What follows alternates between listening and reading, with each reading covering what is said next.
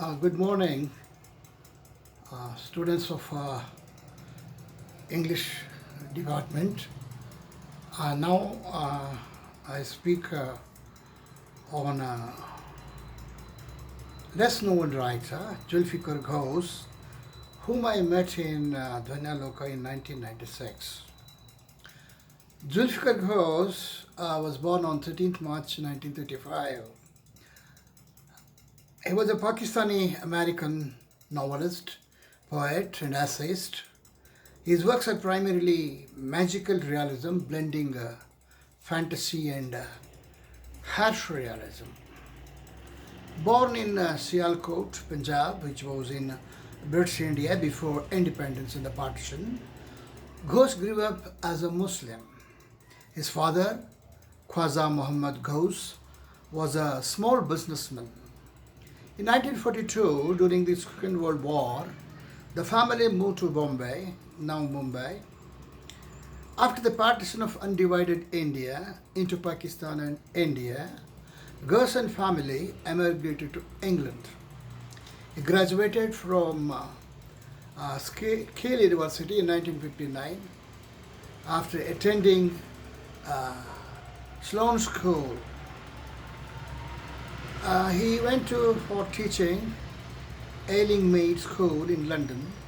He became a close friend of Anthony Smith and of the British experimental writer B.S. Johnson, with whom he collaborated on several projects. The three writers met when they served as joint editors of an annual anthology of students' poets called University's Poetry. Ghose also met English poet Ted Hughes, and Sylvia Plath is an American novelist and poet. While teaching and writing in London from 1963 to 1969, Ghose also freelanced as a sports journalist, reporting on cricket and hockey for the Observer newspaper.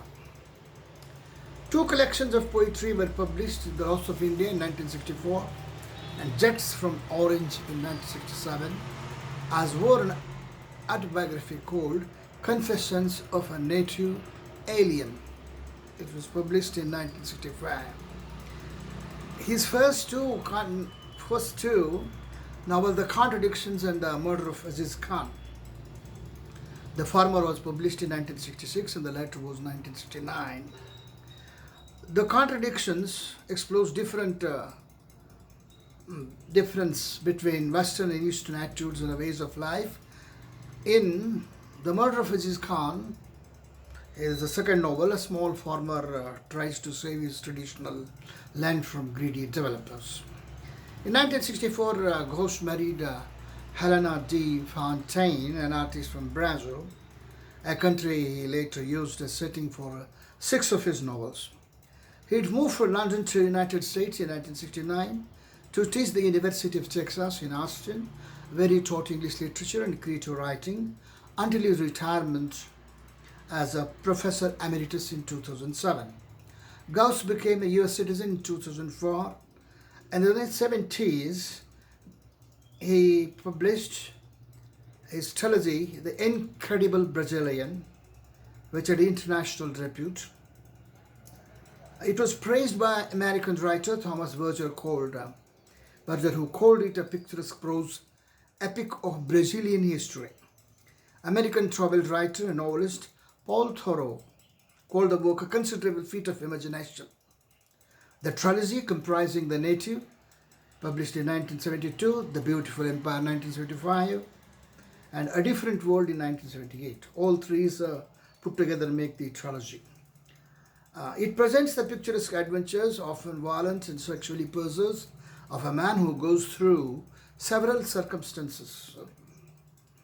And he had also incarnations. Ghose's other novels include Cramstrums, 1975, Hum's Investigations into Bogart Script, 1981, A New History of Torments, 1982, Don Buono, 1983, Figures of Enchantment, 1986, The Triple Mirror of the Self, 1992, and Shakespeare's Mortal Knowledge, a reading of Chaucer's 1993.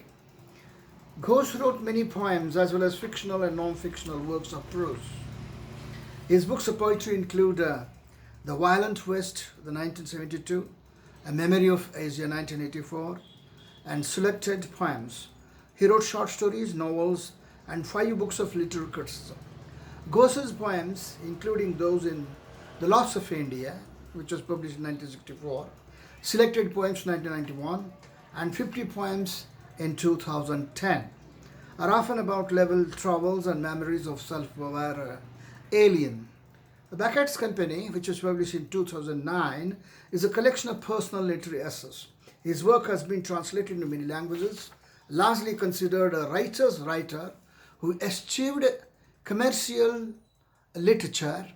Ghose saw style and beauty as the objective of writing and art. Ghose's correspondence with Berger, spanning 40 years, is housed for research at Harry Ransom Center at the University of Texas in Austin. The letters covered topics such as the writing projects, books they were reading, and personal concerns. Berger's the dystopic 1973 novel Regiment of Women was dedicated to Ghose.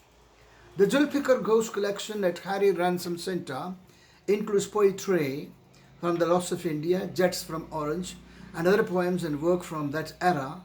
It also contains correspondence with Anthony Smith from 1959 to 1992. In 1963, Ghose received a special award from E.C. Gregory Trust that was judged by T.S. Eliot, Henry Moore, and Herbert Reed and Bonomi Dobry. A year earlier, the Times Literary Supplement featured Ghose as the most prominent poet from the British colonies by printing 3 of his poems spread across half a page. In 1989, the Review of Contemporary Fiction published an edition dedicated to Milan Kundera, Zulfikar Ghose. Its editors noted that Zulfikar Ghose has both ranked with and outranked several of the best English language writers in England and America. And he went on to present him as a unique figure in contemporary literature, whose evolution across languages and national boundaries was comparable to Joseph Conrad, Nabokov, and Thomas Becket. In his book Zulfikar Ghose, The Lost Son of the Punjab, literature professor Manzoor Abbasi said Ghose remained marginalized among writers, accorded a world-class status because his work resists categorization. For Ghose to use prose words, quality of language, and the beauty of an image are the heart of the great writing. According to Abbasi, Ghose's writing is full of meditative reverberations, and his genius lies in the construction of a language that is lyrical and full of vivid imagery. Ghose died in Austin, Texas on June 30 this year, 2022, at the age of 87. Thank you.